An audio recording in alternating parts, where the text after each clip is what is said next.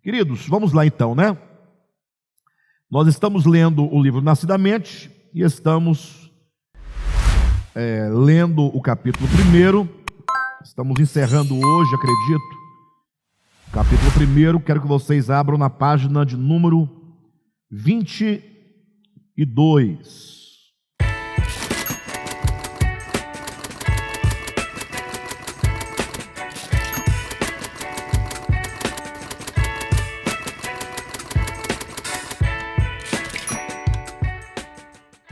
Capítulo 1 tem como título o paradoxo do ser e do tempo. Em outras palavras, estamos falando sobre a contradição que há entre o tempo, né, de existência da humanidade, nesse primeiro momento, dizendo que a humanidade atual vive no tempo da pós-modernidade, a humanidade que vive, né, hoje, depois de Cristo, já no século 21, ou seja, é uma humanidade bastante avançada em muitos sentidos.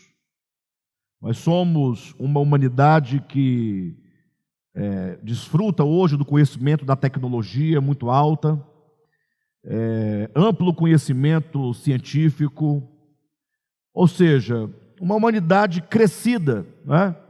Se comparada aos povos de séculos ou milênios anteriores a nós. A grande questão que se instaura nesse primeiro capítulo é que, pelo que nos parece, e quando eu digo parece, nós não queremos aqui ter a arrogância de asseverar contra o crescimento de nenhuma pessoa especificamente, mas nos parece que, no que diz respeito às coisas espirituais, ao entendimento das coisas referentes a Deus, a humanidade não avançou. E isso por um motivo muito simples. E eu preciso que vocês entendam esse aspecto que já explicamos em aulas anteriores, mas é importante que todos entendam que a Bíblia Sagrada, e nós devemos ler a Bíblia como um todo para entender isso, a própria Bíblia Sagrada aponta a história da humanidade como sendo uma história de um tempo anterior, chamado de menoridade, um tempo em que os homens eram menores, e um tempo posterior, em que os homens deveriam, tecnicamente falando, ser maiores. Onde nós encontramos isso na Bíblia? Encontramos em Gálatas, capítulo 4, versículo 1 até o versículo 6. O apóstolo Paulo claramente diz que, vindo a dispensação da plenitude do tempo, Deus enviou o seu Filho, nascido de mulher, nascido sob a lei, para nos resgatar da menoridade e nos levar para a maioridade. Ou seja, diz que Cristo veio para nos tirar dos rudimentos da lei e nos levar para a realidade de Deus. O que significa isso? Significa que no tempo antes de Cristo, chamado lá em Gálatas capítulo 4, de o tempo da menoridade, os homens eram guiados pelo conhecimento rudimentar acerca de Deus. Ou seja, Paulo vai dizer que o homem era guiado pela lei, pelos preceitos, ele era guiado por um conhecimento baseado em símbolos, um conhecimento baseado em coisas, um conhecimento baseado, poderíamos dizer assim, em rituais, não é? Basta que você leia todo o Antigo Testamento e veja que o Antigo Testamento estabelece uma relação do homem para com Deus baseada em coisas. Então, o homem pecava, ele precisava ir até um lugar chamado Jerusalém, onde tinha um templo físico, onde tinha um altar físico, e lá ele tinha que oferecer, por meio de um sacerdote, um homem, um animal, sangrar o animal e oferecer em sacrifício pelos seus pecados. Então veja, o homem tinha um problema de pecado e ele recorria a quê? Para resolver os seus problemas interiores. Ele ia a um lugar físico, Há um templo físico, há um sacerdote físico, com uma oferta física, ou seja, tudo estava condicionado às coisas físicas. Isso para não dizer que o sacerdote, ele quando ia oferecer os sacrifícios a Deus, ele oferecia incenso, né? Ele trabalhava com as coisas como óleo da consagração. Os homens ofereciam a Deus bolo, oferecia o fruto da terra, ou seja, era toda uma relação de coisas. Daí que nós precisamos compreender que o Antigo Testamento, ele tinha essa ideia de coisas, porque o homem, naquele tempo, menor de idade, não tinha ainda as suas faculdades do espírito abertas para compreender que Deus é espírito. Ou seja, o homem era um homem ainda menor quanto à sua consciência. Pode ser o caso que houve homens individuais na história do tempo do Antigo Testamento que têm alcançado uma iluminação superior, mas isso não pode ser conferido à humanidade como um todo. E aí então, diz a Escritura, Cristo veio. Quando Cristo veio, ele gera uma ruptura com aquele tempo, não é? Não que ele veio desfazer o que fora feito, mas ele veio ressignificar todas aquelas coisas e dizer: olha, tudo isso que vocês fazem com as mãos, que vocês fazem materialmente, apenas representam coisas que você pode experimentar no seu espírito. Daí aquele texto de João capítulo 3. Deus é espírito, e importa que os seus adoradores o adorem em espírito e em verdade. Então, a partir de Cristo em diante, e eu oro a Deus que todos nós compreendamos essa verdade fundamental, haja vista que não é possível servir a Cristo verdadeiramente se você não compreender que você é o templo do Espírito Santo e não mais essa casa, não mais templos feitos por mãos humanas. Não é possível você servir a Deus se você não compreender que o sacrifício, que a oferta pelo pecado, não é um animal que se oferece, mas é o próprio Jesus, que já veio, que já morreu na cruz do Calvário, que já abriu um novo e vivo caminho, para que nós possamos adentrar.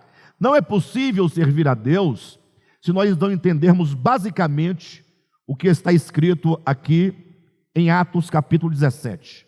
Abra comigo a Escritura e verifique esse ensinamento, que é uma chave para essa compreensão. Atos capítulo 17, versículo 24 em diante. Prestem atenção nisso. Peça a Deus entendimento. Veja, o Deus que fez o mundo e tudo o que nele existe, sendo ele Senhor do céu e da terra, não habita em santuários feitos por mãos humanas. Então, esse é o primeiro ponto. Deus não habita em santuário feito por mãos humanas. Alguém pode dizer: ora, mas lá no Antigo Testamento, Deus mandou Moisés fazer um tabernáculo, Deus mandou Salomão construir um templo. Sim, mas isso faz parte do tempo da menoridade. Perfeito ou não? No tempo da maioridade, agora o templo é um templo vivo, é um templo orgânico, é o templo em que o seu próprio ser, o seu espírito, a sua alma, a sua consciência, é o lugar onde Deus quer ser entronizado, é o lugar onde Deus quer ser adorado dentro de você, não num templo feito por mãos. Grave essas palavras: mãos humanas, quer dizer, aquilo que o homem é capaz de realizar. Mas segue o texto dizendo, versículo 25: nem é servido por mãos humanas, como se de alguma coisa precisasse. Poxa vida, Deus não é servido por mãos humanas. Ele não habita em casas feitas por mãos de homens. tampouco é servido por mãos humanas, como se de alguma coisa precisasse. Então nos fica claro, pelo ensinamento de Paulo, que na era do Novo Testamento, de Cristo em diante, inicia-se um novo tempo, que nós podemos chamar de o tempo das realidades espirituais. Você e eu, cada um de nós, fomos criados tendo dentro de nós o espírito humano. Por isso que Paulo vai dizer em Romanos capítulo 1, versículo 9, Deus a quem eu sirvo no meu espírito. Então é no espírito que se serve a Deus, é com o espírito que se serve a Deus, é no espírito onde Deus habita. Tudo acontece no homem, tudo acontece dentro do homem, tudo é uma questão de Deus habitar, de Deus agir e de Deus curar o homem interiormente. Então, o que diferencia o tempo da menoridade para o tempo da maioridade é que na menoridade, os homens, por não terem ainda a consciência acerca do seu espírito humano, não tinham suas faculdades espirituais abertas para a compreensão, eles viviam servindo a Deus dentro de uma pedagogia, de um mecanismo. Veste essa roupa, né? Não come essa comida, traga essa oferta para Deus, faz esse sacrifício para Deus. Essa ideia de ritos e de rituais para significar, como se os homens fossem crianças e eles precisavam de um lego para compreender, de um jogo, de alguma coisa lúdica. Porém, Cristo já veio. E uma vez que Ele veio, nós estamos no tempo das realidades espirituais, em que tudo acontece dentro do homem. Se alguém questionar, Alexandre, mas vocês se reúnem num templo físico feitos por mãos humanas? Ora, esse argumento é tão tolo quanto eu disser para vocês, quando eu dizer para vocês, você mora numa casa feita por mãos humanas, você mora num edifício feito por mãos humanas. Cada um de nós não moramos numa casa, sim ou não? Mas o fato de você morar numa casa feita por mão humana, o que isso tem a ver com Deus não habitar em casas feitas por mãos humanas? Nada a ver. Nós nos reunimos num local de reuniões, nos reunimos num galpão feito por mãos humanas, mas declaramos alto e bom som que este local não é a casa de Deus. Esse local é um lugar para nos amparar da chuva, do sol, é um espaço maior para caber todas as pessoas que querem estar em comunhão conosco, é um lugar onde nós nos reunimos para conversar, para ter comunhão, para ouvir a palavra, para orarmos, para cantarmos, mas a casa de Deus somos nós. Então essa é a grande diferença do tempo da menoridade para o tempo da maioridade. Bem, dito isso, e a partir desse pensamento e desse entendimento, é que nós concluímos que, embora vivamos no tempo da maioridade, embora nós vivamos na pós-modernidade, embora sejamos uma humanidade crescida em muitos aspectos que foram mencionados nas lições anteriores, no que diz respeito a Deus, parece que nós não crescemos. Por quê? Porque a igreja de Jesus Cristo, porque os cristãos, eles continuam vivendo a pedagogia do Antigo Testamento. Eles continuam lidando ou se relacionando com Deus mediante coisas. Imagina só, uma pessoa quer receber uma bênção de Deus, o que ela fala? Ah, Senhor, se o Senhor me abençoar, eu ficarei de jejum por tantos dias. Qual é a base do relacionamento dessa pessoa com Deus? É que se Deus der uma bênção material, ela deixará de comer uma comida material. Ela continua na base das coisas, na base dos ritos, na base das pedagogias. Ela não entende que Deus habita seu espírito. Veja bem, a Bíblia diz que nesse tempo da maioridade, Todos nós, todos os que creem em Jesus Cristo, todos que recebem o Evangelho de Jesus Cristo e vivem nesta base do Evangelho, são sacerdotes de Deus, todos. Você, Gilberto, é um sacerdote na casa de Deus. Leda, você é uma sacerdotisa na casa de Deus. Almir, sacerdote, né? E Anderson, Rogério, Líbia, Aldair, também, irmã Maria Cerqueira, sacerdote da casa de Deus. Mas o que tem a ver isso? Coisa tão simples. Ora, parece simples, mas por que então as pessoas, os crentes, estabelecem um sacerdote mediante o qual ele se aproxima de Deus? Por exemplo, se alguém quer se batizar, o que eles dizem? Só quem pode realizar o batismo é o pastor ou o padre, não é? Ou seja, e tem muitos pastores, inclusive, que declaram sem nenhum receio, né? E sem hesitar, eles dizem que eu, pastor, dizem eles, tá? Sou o sacerdote de Deus, sacerdote dessa igreja. Não, a igreja é um reino de sacerdotes, é um reino de sacerdotes. Todos podem ir diretamente a Deus. É lógico que nós devemos orar uns pelos outros, mas é uma relação de mutualidade. A ideia de que o fulano vai orar por mim, e porque o fulano é isso ou aquilo outro, a oração dele tem mais poder ou é mais importante, tolice, para de bobagem.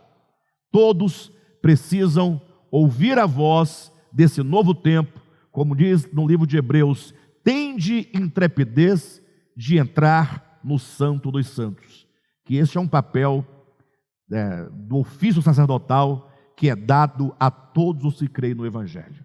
Bem, é por este motivo, e por outros que podemos mencionar, alguém faz uma campanha na igreja, eles chamam isso de ponto de fé, né? O contato da fé.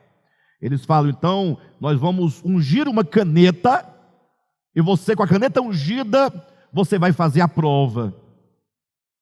Ora, mas Deus é Espírito, Deus habita meu espírito, eu sirvo a Deus no Espírito, tudo é Espírito, e agora eu vou precisar de uma caneta para ter um ponto de contato com a fé? Não, a fé não precisa de apoio físico, a fé não precisa de ponto de contato, uma vez que a fé é a certeza das coisas que não se veem. Então, o ponto de contato da fé, você precisa de uma rosa ungida, né, de uma vassoura ungida, de um envelope ungido, de um óleo ungido, de qualquer coisa a que você confira algum poder em si mesmo. Ora, se você diz precisar disso, você nega a própria natureza da fé. Então, o que nós estamos aqui dizendo a todos vocês é que o homem do século 21 existe no tempo das coisas espirituais, no tempo da maioridade. Todos são convidados a olharem para dentro de si. É isso que nós chamamos de orgânico, ou seja, não é artificial, não é manufaturado, nada fabricado, nada inventado. Tudo que é espiritual acontece dentro de mim. O pecado não é nada que você realiza com suas mãos. Pecado é aquilo que procede do seu coração. É lógico que aquilo que procede do coração, eventualmente ele se materializa numa ação, certo?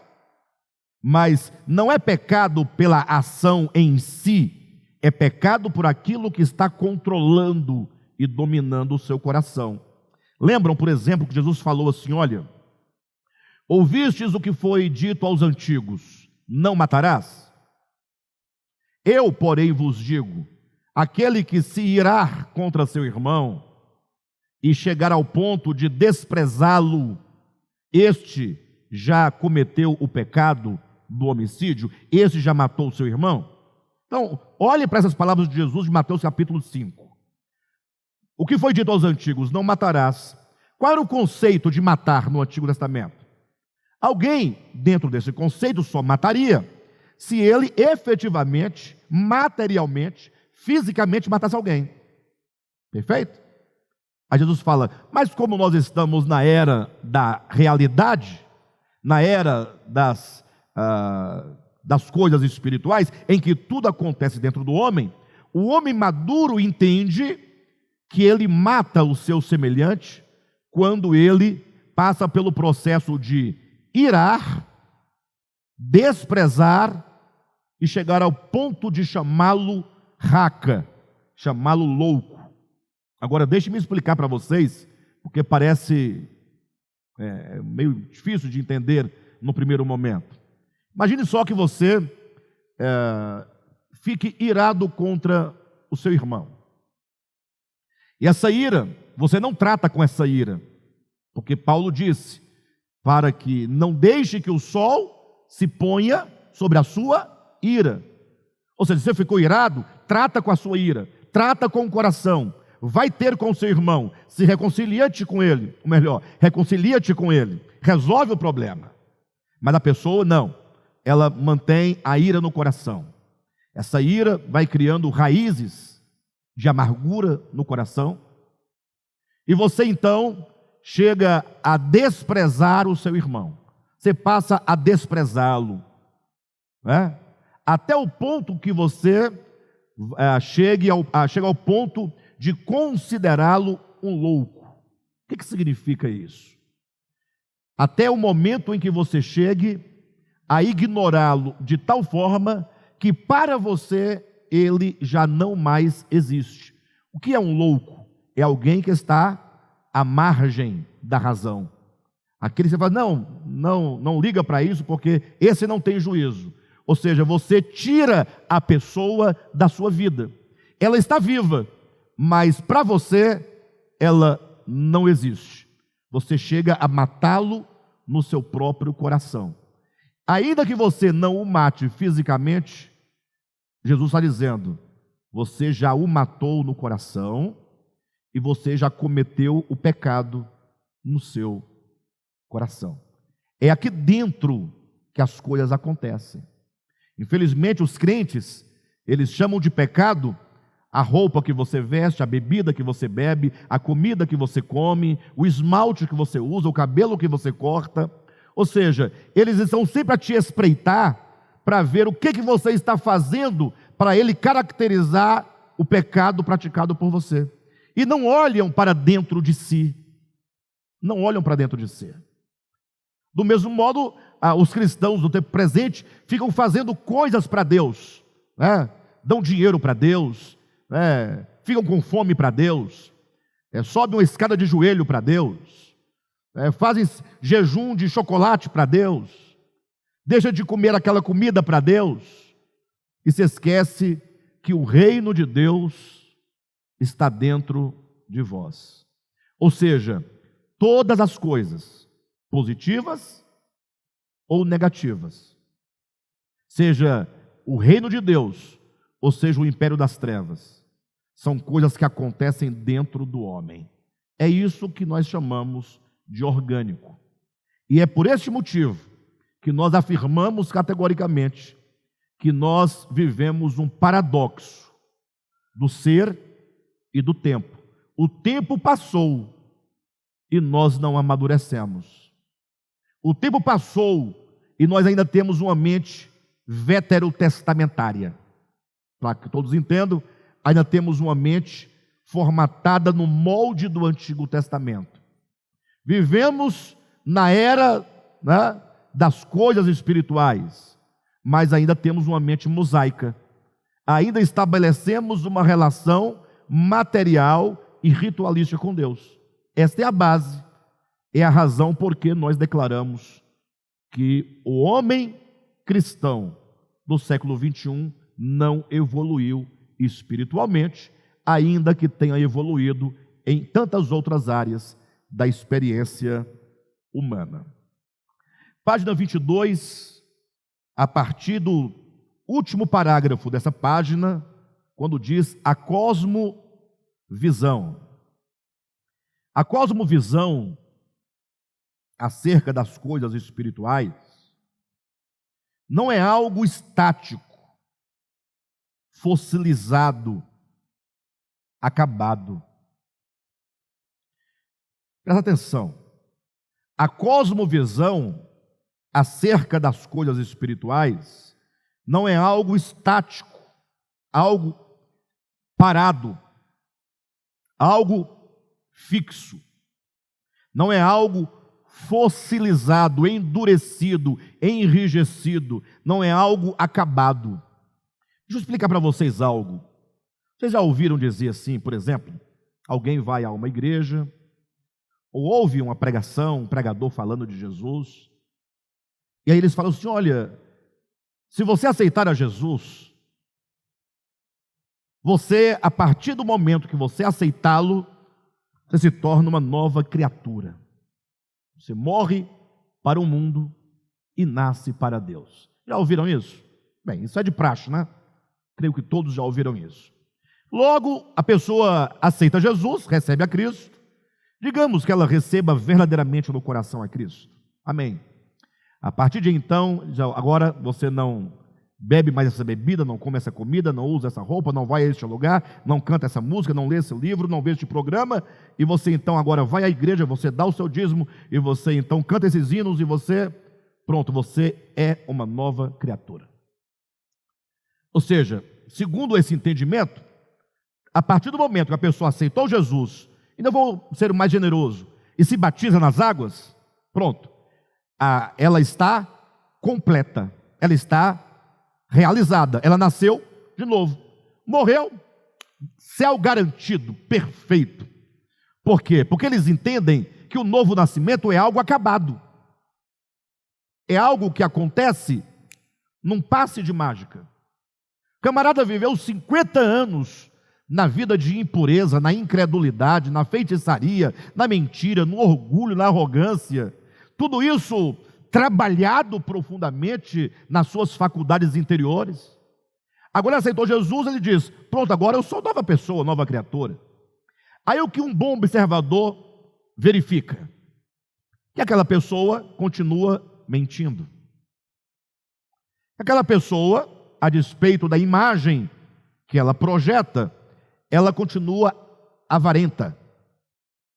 Aquela pessoa continua egoísta, continua presunçosa, continua arrogante, ela continua, né? Enfim, você pode continuar essa lista até não tiver mais o que dizer sobre isso. Mas é dito que ela nasceu de novo. Olha para a sua experiência. Não é nem questão de você criar uma tensão e querer debater teologia. Porque alguém vai dizer assim: Alexandre, você está errado, porque na Bíblia, em 2 Coríntios capítulo 5, versículo 17, está escrito: aquele que está em Cristo é nova criatura, as coisas velhas passaram, e eis que tudo se fez novo. Está escrito. Então você está errado, porque é dito que é nova criatura, tudo se fez novo, as coisas velhas passaram e pronto. É verdade. 2 Coríntios capítulo 5, 17. Está escrito isso. Mas a mesma pessoa que isso escreveu, que é o apóstolo Paulo, diz aí em Colossenses capítulo 3, versículo 5, ele diz: a igreja de Colosso, ele diz aos santos em Cristo que estão em Colossos, ele diz aos crentes de Colosso: fazei, pois, morrer a vossa natureza terrena. Opa, como assim? Ele acabou de dizer que aquele que está em Cristo é nova criatura, e agora em seguida ele diz que este que agora é nova criatura deve fazer morrer a sua velha natureza. Não parece uma contradição? Fala a verdade. No momento diz: olha, Anderson, você está em Cristo, você portanto é nova criatura. Ok? As coisas velhas passaram, tudo se fez novo. Não parece algo acabado? Está pronto, está feito. Em seguida ele diz: mas tem um detalhe: você deve fazer morrer a sua natureza terrena. Ora, se nós devemos fazer morrer a nossa natureza terrena, conforme Colossenses 3,5, o que significa que a natureza terrena está o quê? Viva. Não somente nós temos o fundamento bíblico para dizer que ela está viva, Colossenses 3,5, mas você tem a sua experiência.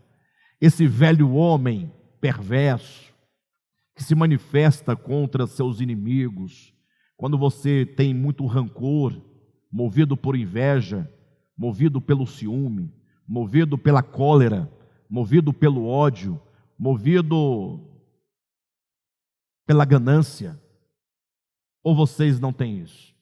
Já viraram anjo? Se houvesse um gráfico, ponto zero, uma régua, para trás velho homem, para frente o novo homem, é capaz que nós estivéssemos mais para o lado do velho homem do que para frente do novo homem que é Cristo. Temos que olhar para nós. É preciso que nós deixemos de analisar a vida cristã pelas coisas externas e passemos a analisá-la do ponto de vista interior, orgânico. Tá, e como explica então? O que está certo? 2 Coríntios 5,17, aquele que está em Cristo é nova criatura, eis que tudo se fez novo, as coisas e tal, etc. Ou fazei morrer a velha natureza? O que está certo? Ambas as afirmações estão corretas. Como explicar isso então? Quando Paulo afirma categoricamente, por exemplo, quem está em Cristo é nova criatura, enfim, é a mesma coisa quando ele afirma, por exemplo, em Romanos capítulo 8, versículo 29, ele diz: e a vós outros, a quem Deus outrora conheceu, a quem Deus predestinou, a quem Deus chamou, a quem Deus justificou, a quem Deus glorificou. Olha na sua Bíblia, Romanos 8, 29, diz que Deus já nos glorificou. Aí você olha, puxa, mas eu não estou glorificado, né? Estou em carne, sangue. E a própria Bíblia diz que para eu entrar nessa glorificação do reino de Deus, é dito que carne e sangue não pode entrar no reino de Deus. Eu ainda estou nesse estágio de corrupção, de morte. Como é que ele diz que Deus já nos glorificou? Entende que Paulo tem umas afirmações muito absolutas? Já somos nova criatura, já estamos glorificados. Inclusive já estamos, conforme Paulo, assentados nos lugares celestiais com Cristo Jesus. E tem hora que você está numa situação tão embaraçosa, você fala, será que eu estou assentado com Cristo nos lugares celestiais ou com capeta lá no abismo? Onde é que eu estou sentado, afinal? Não, para um pouquinho. Tem hora que parece que nós estamos sentados lá no caldeirão do capeta, e não nos lugares celestiais. Paulo, quando faz tais afirmações absolutas, já somos nova criatura, já estamos glorificados, estamos sentados com Cristo Jesus, ele faz as afirmações, todas elas baseadas na obra de Cristo. Ele diz, quem está em Cristo, porque Cristo, nele, já consumou toda a obra. A obra já está plenamente realizada em Cristo. Quanto a mim, eu preciso provar, experimentar, crescer na graça, ser justificado, ser santificado, passar por todo o processo de cura, de transformação, de mudança. Daí a afirmação de que a cosmovisão, volte para o livro, acerca das coisas espirituais não é algo estático, fossilizado, acabado. Ou seja, nós estamos no processo, nós estamos experimentando, nós estamos crescendo. Eu vou dar um exemplo prático para vocês, muito prático, muito prático.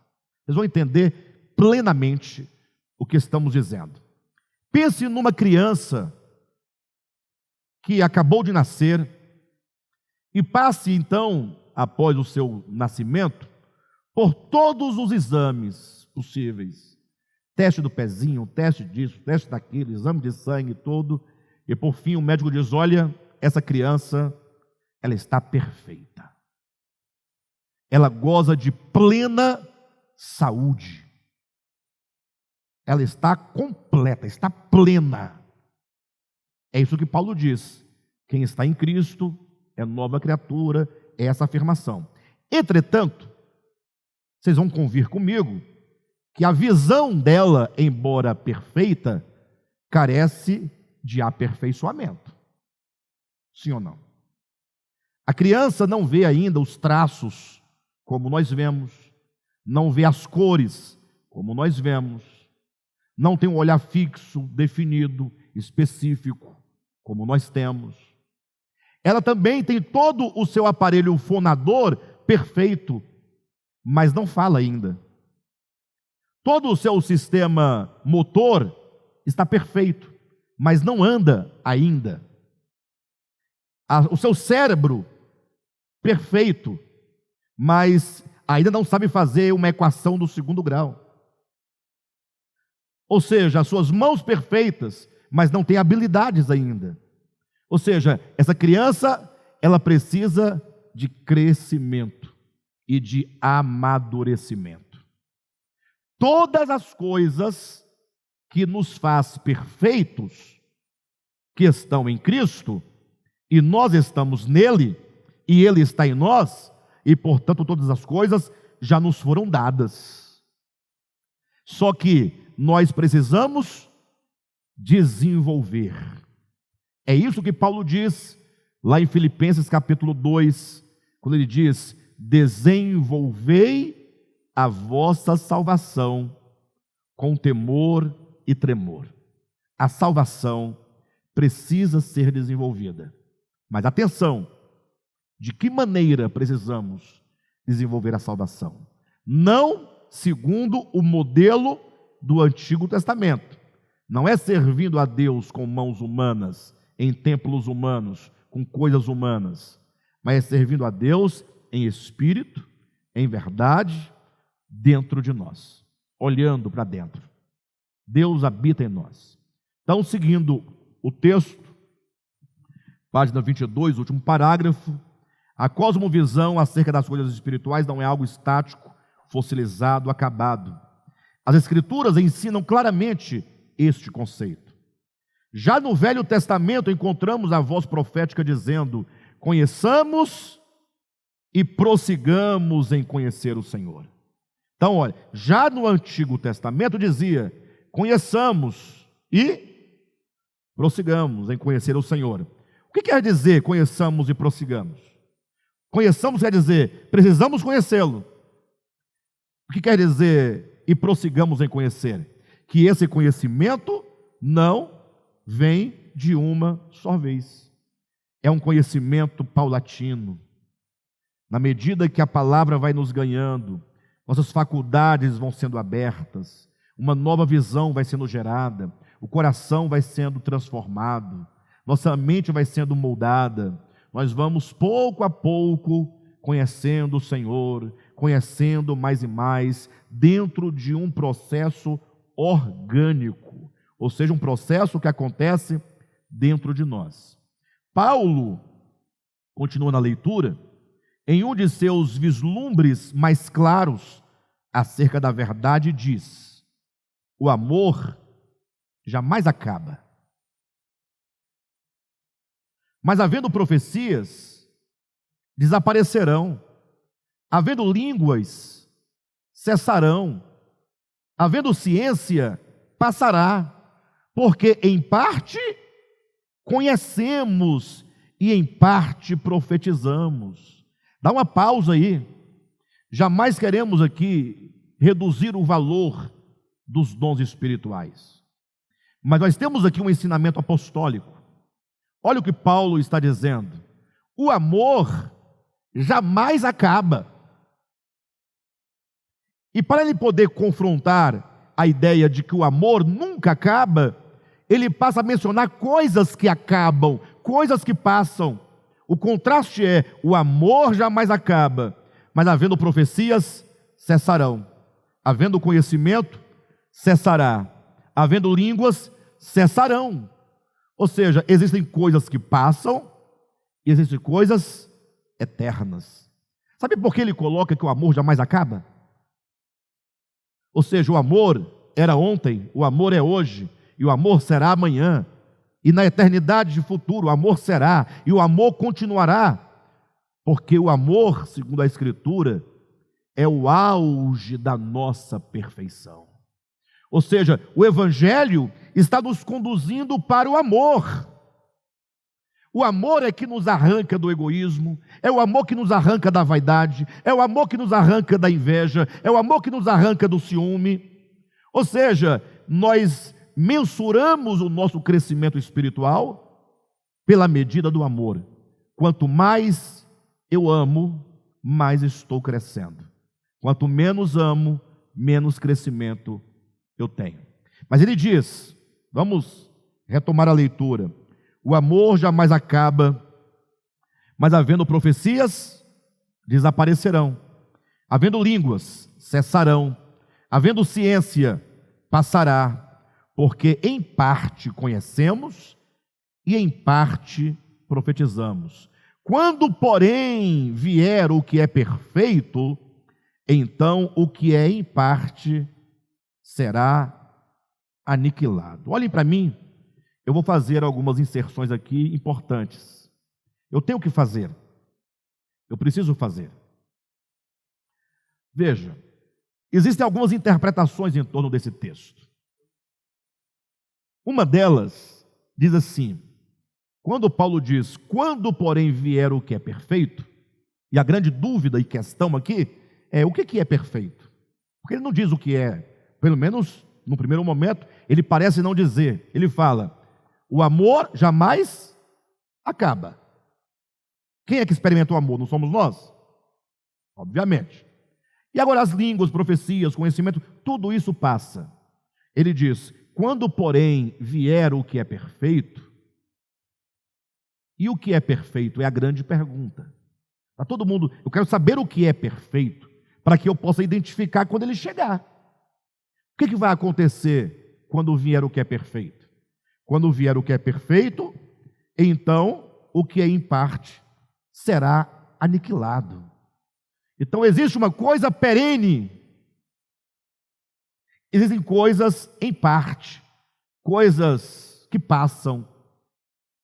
Então, quando chegar o que é perfeito, essas coisas em parte passam. Vai permanecer só o perfeito. A resposta já está aqui. O amor jamais acaba. Só ele vai permanecer. E os demais, língua, profecia, conhecimento, passará. Quando vier o que é perfeito, quer dizer, quando você chegar a experimentar a plenitude do amor em você, que é a sua maturidade espiritual, a sua experiência espiritual. Porque nós estamos hoje ainda tão preocupados com profecias, com línguas, com revelações, com visões, com coisas. Por quê? Porque é isso que nos interessa, o temporal, o passageiro. Mas quando o amor que é eterno, que é aquilo que é perfeito, chegar a ser por nós experimentado em plenitude, você vai viver o amor. Só o amor. Mas aí eu dizia, alguns dizem, não é isso. Aquilo que é perfeito, entendam, alguns dizem, é uma interpretação, se refere a Cristo. Cristo é aquilo que era perfeito. Porque as sombras e figuras do Antigo Testamento não tinham perfeição. Puxa, parece fazer sentido, não parece? E de fato, Cristo, em relação ao Antigo Testamento, ele é a perfeição de tudo o que outrora era apenas sombras, rastros, sinais. Ok. O problema é que quando Paulo diz essas palavras aos coríntios, Cristo já havia vindo. E ele diz, quando vier, futuro. Ele deveria ter dito, Como já veio o que é perfeito, as coisas passaram. Mas ele não diz como já veio, ele diz quando vier, futuro. Então, Paulo está dizendo que aquilo que é perfeito ainda viria. E, portanto, embora Cristo seja a perfeita perfeição em relação a todas as coisas do Antigo Testamento, não é a isso que Paulo se refere. Ok? Claro? Mas vem uma segunda interpretação. Essa não dá para engolir. Essa não dá. Eles dizem, quando vier o que é perfeito, essas coisas passarão. O que é perfeito? Eles respondem, a Bíblia Sagrada. Eles respondem, quando a Bíblia tiver o seu cano completamente encerrado. Eles dizem, quando Paulo diz isso, não havia ainda o Novo Testamento escrito na sua totalidade. Eles dizem. Então eles dizem, como não havia a Bíblia, sobretudo o Novo Testamento, então os cristãos precisavam de quê? De línguas, de profecias, de conhecimento disso e daquilo outro. Quando a Bíblia estiver prontinha, tudo isso passa e agora nós somos orientados tão somente pelo que está escrito nos 27 livros do Novo Testamento. Entenderam? Eles dizem isso. Isso, inclusive, é a explicação para uma teoria chamada, do cessacionismo. Cessar. Cessou os dons espirituais, porque aquilo que é perfeito, o Novo Testamento chegou. Aí daí segue uma série de outros entendimentos. Aí eu pergunto para vocês, o que o texto efetivamente está dizendo? De perfeição enquanto um livro pronto? Ou uma perfeição orgânica do ser?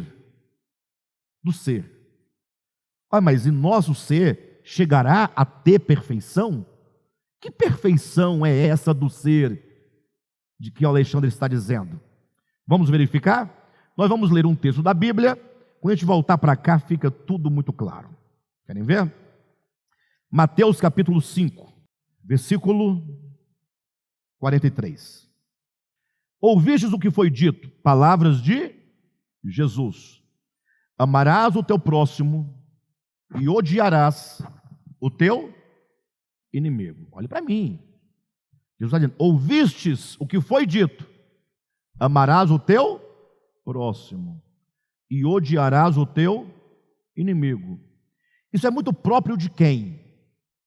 Onde está dito isso? Se você procurar um versículo bíblico que diz isso, você não vai encontrar. Mas basta você ler o Antigo Testamento e o conceito que os hebreus tinham de próximo. Próximo era ali a etnia de Israel. O meu próximo é o meu irmão, aquele que está na minha terra, do meu povo, da minha língua. E os povos vizinhos? Eram o que deles? Eram os inimigos de Israel. Por isso vocês vão ver eles, em toda a sua história, matando, perseguindo os seus inimigos e sendo mortos e perseguidos pelos seus inimigos. É a isso que Cristo se refere.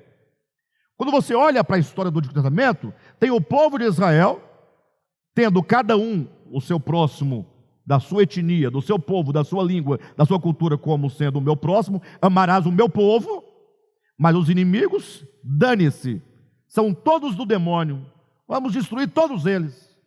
Está lá, claramente para quem quiser ouvir. Mas isso foi dito, foi percebido dessa maneira. O que Jesus diz a respeito? Aí ele segue dizendo no versículo 44, eu, porém, vos digo. E aqui, o que foi dito e eu, porém, vos digo, aponta para o tempo da menoridade e aponta para o tempo da maioridade. São dois tempos distintos. Ou você é servo de Moisés, do que foi dito, ou você é servo de Jesus Cristo, daquilo que ele diz daqui para frente. Não tem meio termo. Jesus não negocia com o passado. Então ele diz, eu, porém, vos digo. amai os vossos inimigos. Mudou tudo. Mudou tudo. Até porque ele vai dizer em Mateus capítulo, nesse capítulo mesmo, né? Versículo 47, ele vai dizer que se nós amamos nosso irmão, aquele que nos ama, o nosso próximo, qual é o valor disso? Amar a quem nos ama. O amor ganha ou expressa, né, a sua força quando se ama o inimigo. Eu, porém, vos digo, amai os vossos inimigos e orai pelos que vos perseguem, para que vos torneis filhos do vosso Pai Celeste, porque Ele, o Pai Celeste, faz nascer o sol sobre maus e bons e envia chuva sobre justos e injustos. Ou seja, como é que o Pai Celestial trata os homens? Ele fala, os justos vão receber chuva, os injustos não. É assim? Ele faz diferença entre cor, etnia, raça, ou mesmo ideia de moral, de ética, de bondade, de maldade? Não. O Pai Celestial, ele tem um caráter. Deus é amor. E como amor que ele é, ele dá o sol aos maus e aos bons. Ele não faz distinção. Ele dá a chuva aos justos e aos injustos.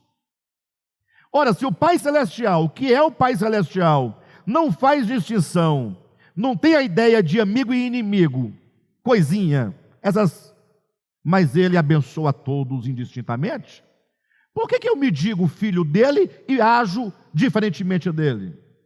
Então, para que nos tornemos filhos do Pai Celestial, o que significa isso? Para que nós sejamos identificados organicamente com o nosso Pai, porque o filho tem uma relação de identidade com o Pai, sim ou não? É preciso que nós amemos a todos indistintamente, como Ele ama a todos indistintamente. Então, olha para onde o Senhor está nos levando, para amar a todos, sem fazer nenhuma diferença. Versículo 46, porque se amardes os que vos amam, que recompensa tendes? Não fazem os publicanos também o mesmo? E se saudardes somente os vossos irmãos, que fazeis demais? Não fazem os gentios também o mesmo? Portanto, ele vai concluir, sede vós perfeitos, como perfeito é o vosso Pai Celestial. Qual é a medida da perfeição? O amor. Mas não é o amor, é o amor que não faz diferença entre maus e bons, entre amigo e inimigo. O amor se dá completamente a todos, sem fazer distinção. É isso que é a perfeição. Está aqui, 48. Sede vós, portanto, perfeitos. Quando vier o que é perfeito? Olha o texto agora, de Paulo, que nós estamos lendo aqui no livro. Quando, porém, vier o que é perfeito? Quando nós atingirmos esse nível do amor que nunca passa, que nunca acaba, tudo que é pequeno, tudo que é em parte, não é? Passa, porque só o amor vai, e esse amor enquanto perfeição também será chamado de maturidade. Volte ao texto do livro, página 23, lá em cima na segunda linha, quando diz, quando porém vier o que é perfeito, então o que é em parte será aniquilado. Olha a prova do que estamos dizendo. Quando eu era menino, olha aí, falando de crescimento do homem. Quando eu era menino, falava como menino, sentia como menino, pensava como menino. Quando eu cheguei a ser homem, desisti das coisas próprias de menino, porque agora vemos como em espelho. Esse agora quer dizer, quando vier o que é perfeito, já chegou? Vocês já estão amando na plenitude do amor? Eu já estou na plenitude do amor? Então nós ainda somos meninos na experiência, precisamos crescer. Amém? Aí ele diz, porque agora, esse agora é o momento em que nós estamos de menoridade na experiência orgânica. Atenção, vivemos no tempo da maioridade, mas ainda somos menores. Quando vier o que é perfeito, é o futuro que nós vamos atingir.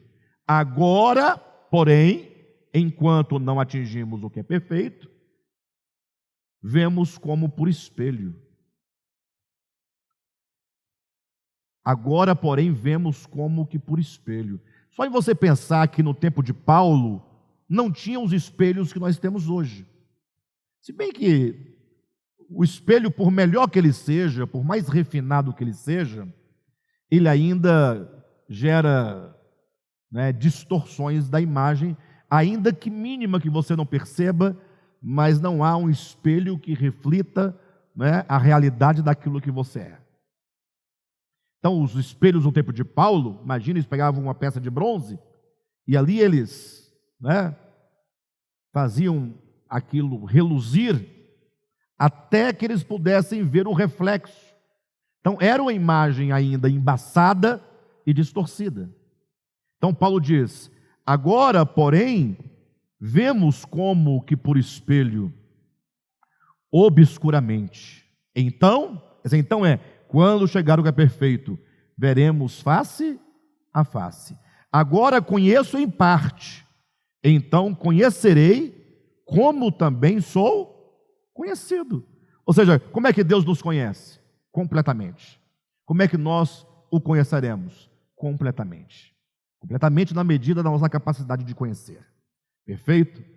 Continuando. Pedro, por sua vez, citamos o texto de Paulo, para demonstrar que nós estamos em pleno crescimento, não uma coisa estática, engessada, paralisada. Pedro, por sua vez, ratifica o conceito da visão progressiva acerca de Deus nos seguintes termos. Ele diz: temos assim tanto mais confirmada a palavra profética, e fazeis bem em atendê-la, como a uma candeia que brilha em lugar tenebroso, até que o dia clareie e a estrela da alva nasça em vosso coração. Esse texto, me permita, eu quero ler com vocês na Bíblia, porque eu quero ler o contexto dele, para vocês entenderem, do que exatamente está dizendo aqui, para que não fique somente na minha fundamentação, no meu argumento. Abra aí em 2 Pedro 1,19. Queridos, que maravilha. Olha que coisa fantástica. Vocês vão entender agora plenamente. Versículo 16. Isso aqui é Pedro dizendo à igreja. Ele diz: porque não vos demos a conhecer. Ele está colocando: não vos demos. Nós não demos a vocês, igreja.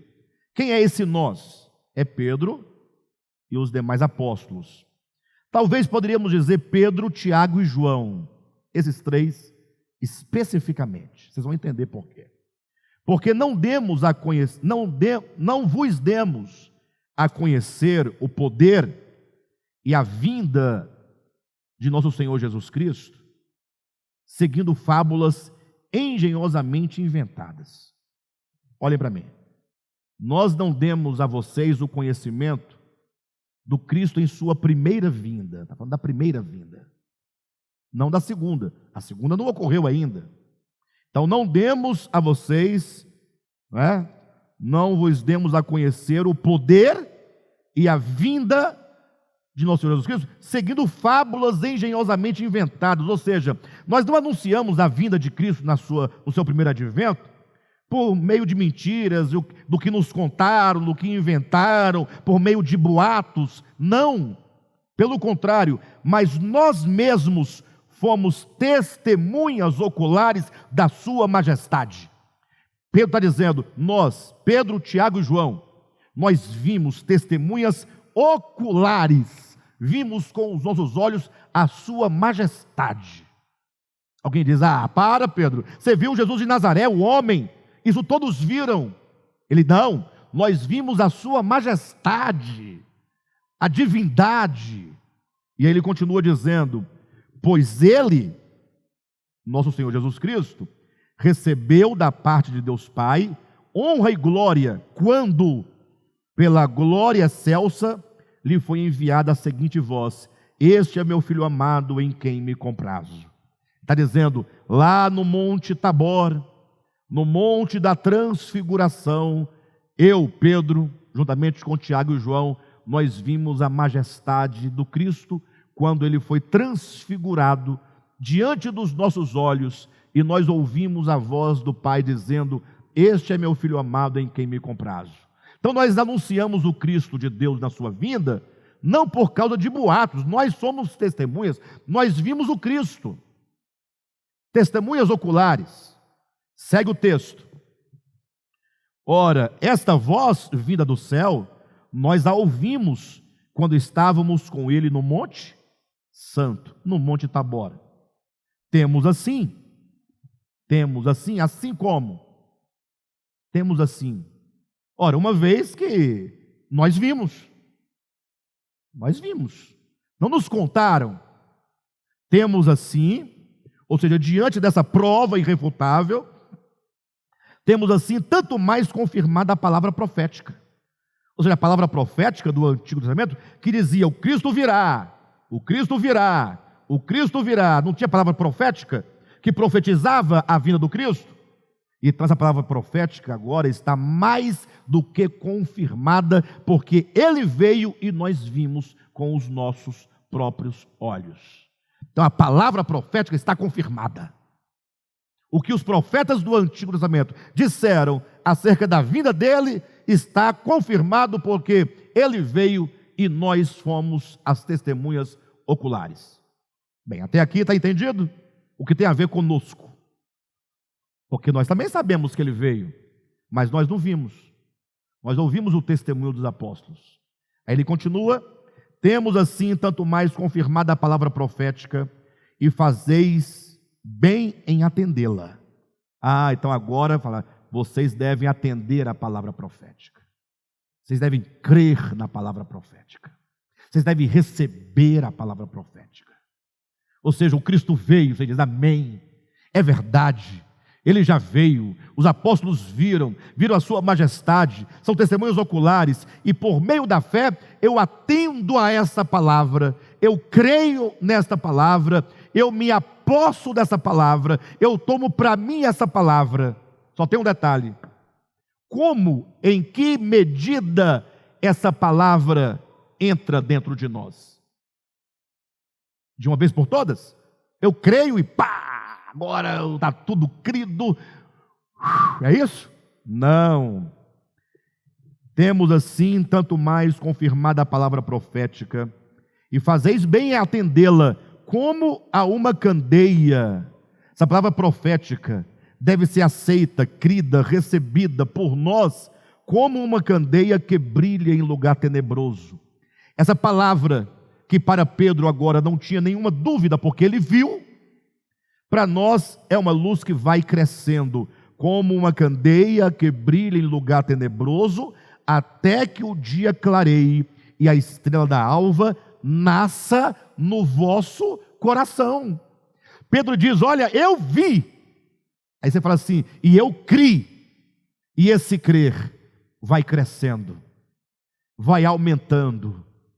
É uma luz que brilhou, e você fala: eu vi, também estou vendo, a luz me revela, a luz me mostra, mas a densa treva do nosso ser é tão grande, que essa luz vai brilhando pouco a pouco, vai dissipando as trevas do coração, como a noite, a densa treva da noite.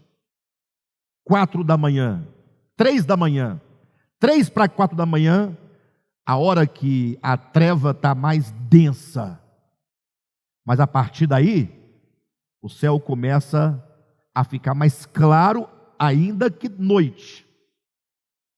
Quem já virou uma noite olhando para o céu sabe o que eu estou dizendo. E então, os raios do sol vão penetrando a densa treva, e vai ficando claro até que vem o arrebol, o nascimento do sol, a aurora. Esse sol vai se intensificando até chegar na luz meridiana. até chegar no sol a pino, quando ele está no topo da nossa cabeça, que não há sombra nenhuma em volta de nós, quando a luz está plenamente irradiando. É o momento que a estrela da alva nasce no coração. Quando nós alcançamos aquilo que é perfeito. Página 23, né? Quando diz, vê-se claramente pelas Escrituras que a compreensão acerca do divino não é algo que se apreende por vias externas ao homem, como um mecanismo meramente didático. Pessoal, eu queria acabar esse capítulo hoje, mas me ajuda aí. O que eu estou tentando demonstrar para vocês aqui? Vê-se claramente pelas Escrituras que a compreensão acerca do divino não é algo que se apreende por vias externas ao homem, como um mecanismo meramente didático. Vamos devagar. Vemos claramente pela Escritura. Claramente? Onde está essa clareza toda? Que o conhecimento acerca do divino não acontece por vias externas ao homem, como um mecanismo, né, meramente didático. Por exemplo, vocês vêm aqui e eu vou dar uma aula sobre a palavra profética. Vou pegar o Antigo Testamento, vou ensinar vocês, desde a primeira profecia acerca do Cristo, Gênesis 3,15, passando por todas as profecias do Antigo Testamento, dando todas as provas, passando pelos evangelhos, depois entrando na história, passando por José, passando pelos historiadores, passando pelos pais da igreja, tentando provar para vocês o Cristo de Deus. Aí vocês falam assim, puxa, agora eu sei tudo sobre o Cristo de Deus.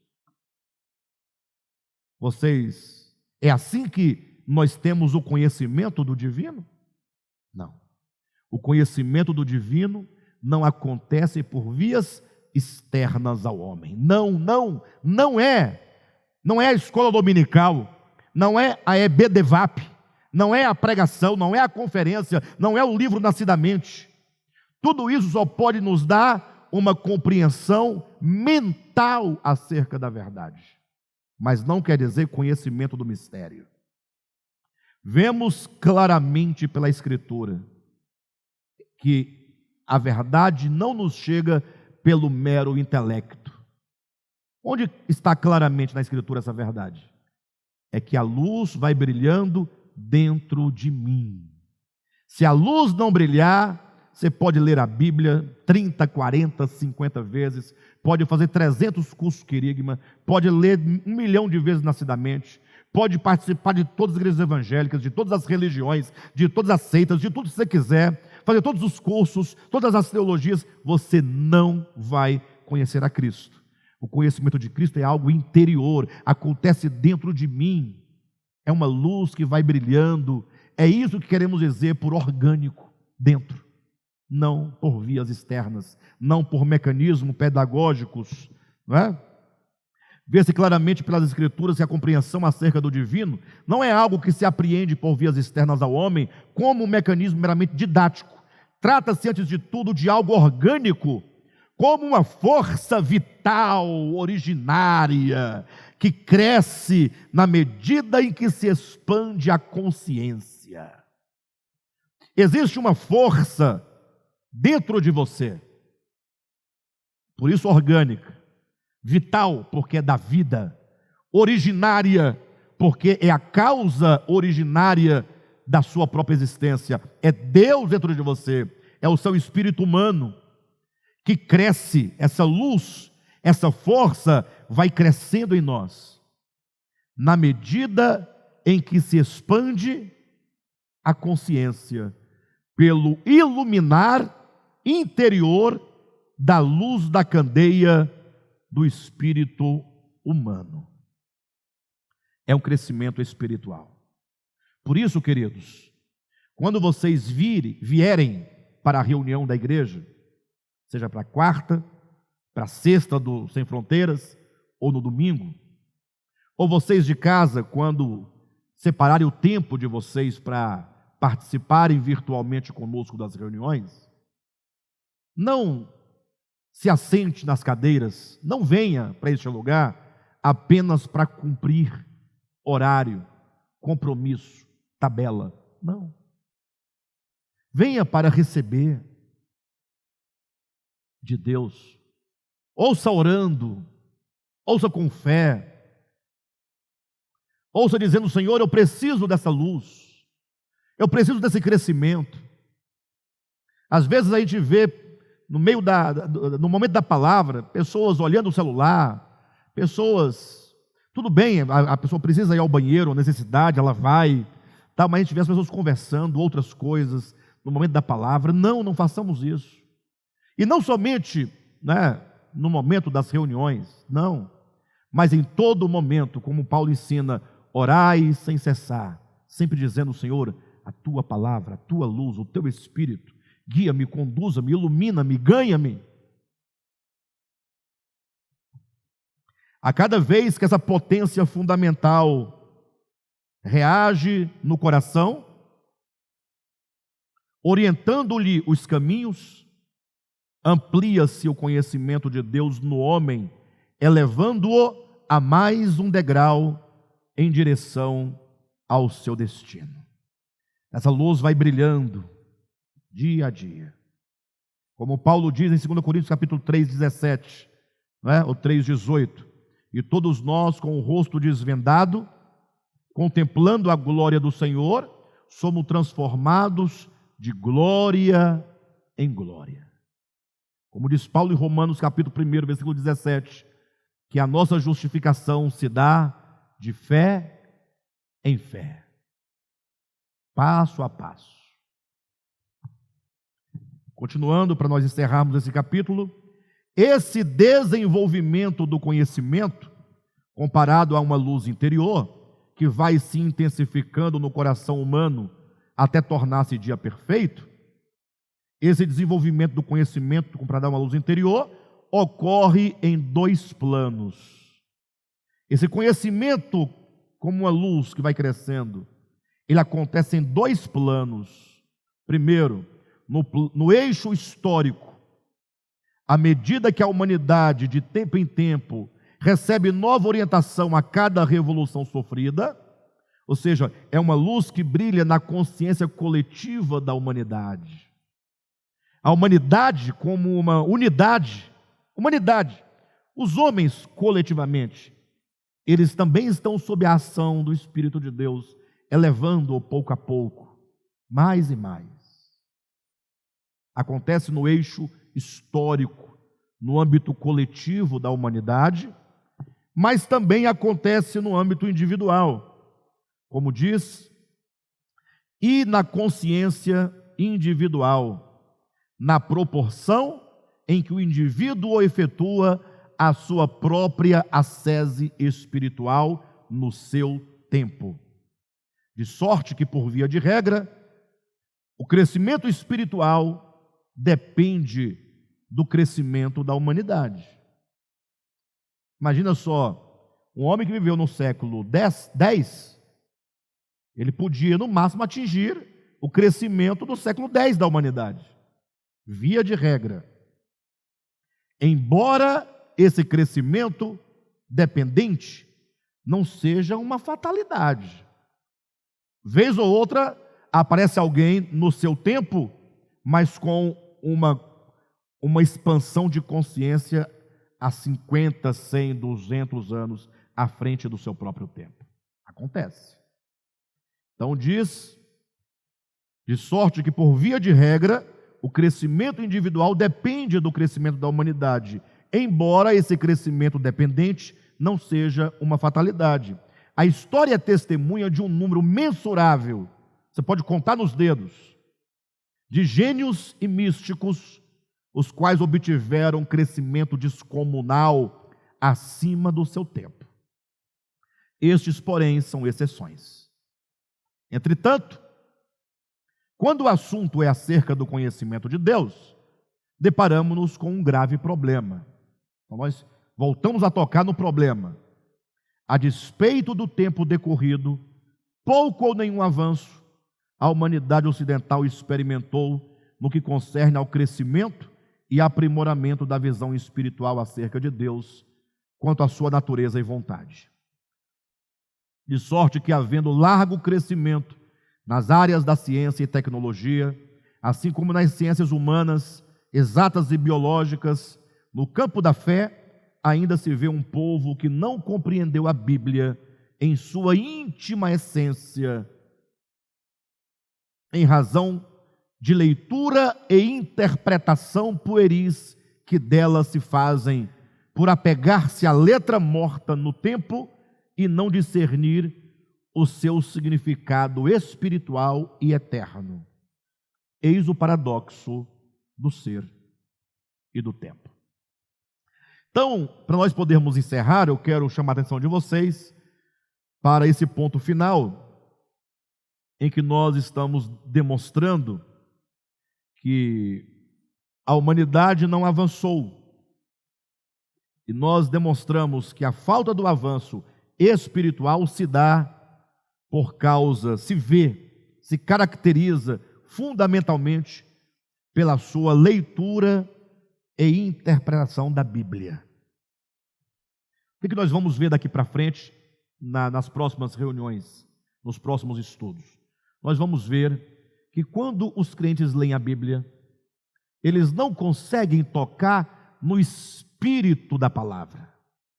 Paulo diz: a letra mata, mas o espírito vivifica. O bom teólogo vai dizer agora: não, Alexandre, esse texto que a letra mata refere-se à lei de Moisés. É verdade, o texto lá é a lei de Moisés. Mas qual é a diferença da letra escrita em tábuas de pedra para a letra escrita em papel, onde você lê? Ambas as letras estão fora do homem. O conhecimento de Deus não se dá por vias externas. Quando Paulo diz a letra mata, mas o espírito vivifica, ele está dizendo que devemos nós atentar para o espírito da palavra. Então, os cristãos ainda continuam a ler a Bíblia no plano da materialidade, no plano físico. Tudo o que eles leem, eles entendem fisicamente. Tudo eles querem tocar. Tudo eles querem enxergar com os olhos físicos, com os ouvidos físicos, apalparem com as mãos físicas. E a proposta que nós vamos trazer a partir do capítulo 2 é fazer uma leitura orgânica das Escrituras. Daí o nome, nascidamente, a organicidade das Escrituras. Ok? Próxima reunião estaremos juntos para seguirem adiante.